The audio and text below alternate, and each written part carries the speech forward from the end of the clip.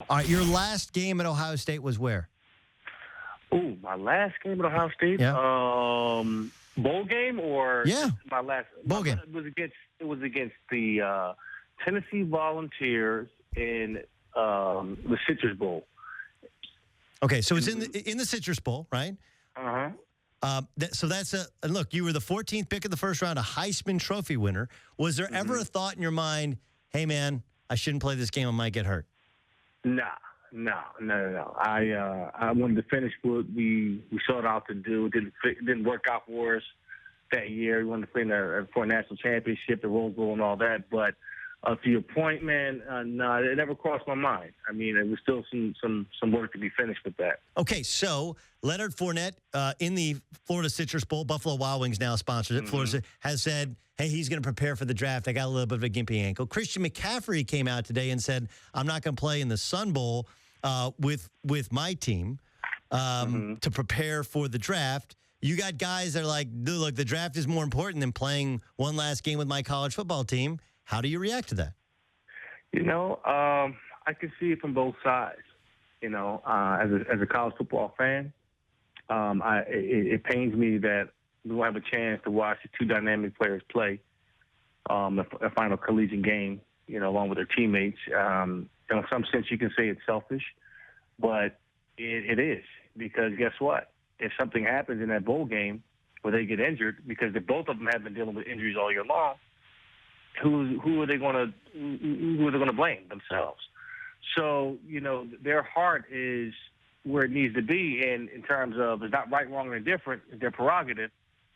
That, hey, you know what? I'm putting on my business hat, and I'm expecting to go in the top 5 picks of the draft. Let's just say that, or top 5, and I'm going to get $18 million guaranteed my first year. Why would I put that at risk at a meaningless game where I'm not playing for a national championship and so forth? I've already been banged up. Now, that's just one perspective.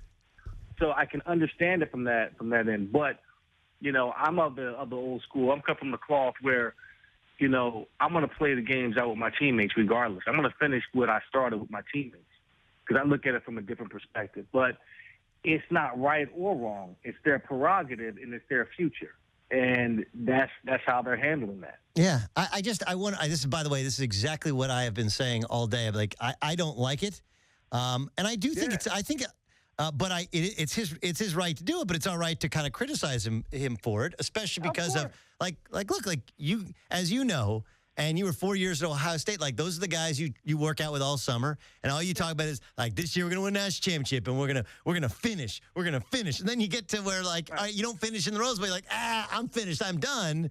Like, whoa, wait, we have to finish and you don't have to finish? Like that? What is that? Well, and again, you don't know the relationship that he really had within the locker room anyway. But then, look, there's some of them are supporting McCaffrey. Some of them are supporting, so I don't think, and no one's called any of these guys out, but I do think it's a little bit of this kind of sign of the times where everything is about your pro potential, and none of it's about, look, you play the game, and the pros, they're going to come no matter what.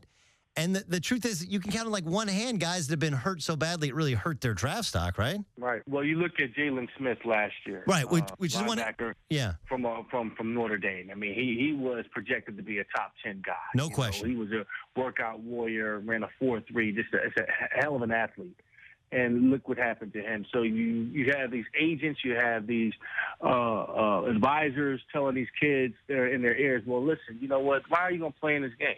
In fact, why are you going to play these games in college and risk yourself of getting injured? The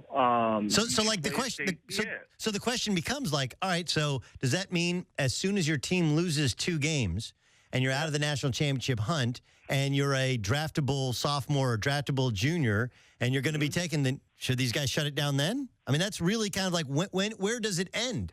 Yeah, I agree with you. I personally don't think they should. I think the more you films you can put out there, the more you play the game, the mindset you come into the NFL with is that you want to have. I mean, I couldn't fathom just saying, okay, you know what? I know I'm a bona fide top 5 pick.